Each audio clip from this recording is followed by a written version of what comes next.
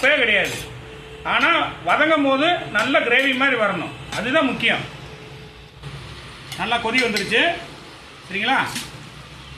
நம்ம ஒரு அரை டீஸ்பூன் மட்டும் உப்பு போடுவோம்.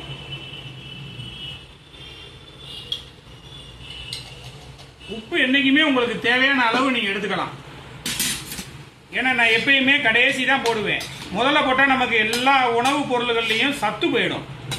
அதேமாரி தயிர்லாம் கடைசியாக தான் நம்ம இறக்க போகிற நேரத்தில் தான் நம்ம போடணும் சரிங்களா. நல்லா வேகட்டும். பாருங்கள், இப்போவே பாருங்கள், நல்லா ஈரல் மாதிரி வந்துருச்சு பாருங்கள், கட்டியாக அழகா.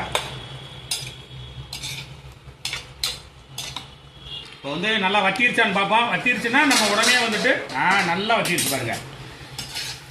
இந்த மாதிரி வந்து வாட்டரே இருக்கக்கூடாது, தண்ணி இருக்கக்கூடாது சுத்தமாக.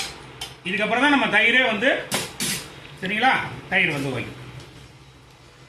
ஒரு கப்பு தயிரையும் அப்படியே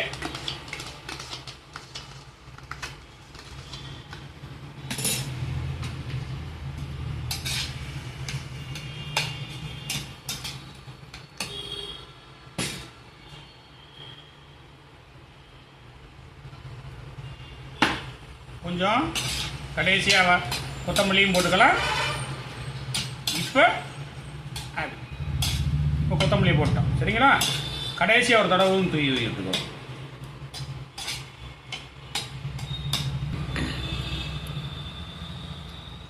இருந்த கொத்தமல்லியும் போட்டாச்சு சரிங்களா.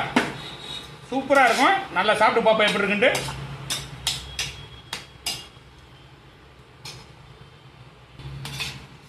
எல்லாம் சூப்பராக ரெடி ஆயிடுச்சு. எப்படி இருக்குன்னு சாப்பிட்டு பார்த்துருவோமா.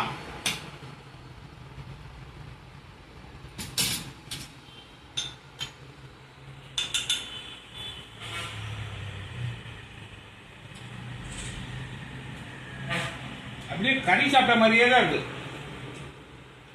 Vegetarian bytes.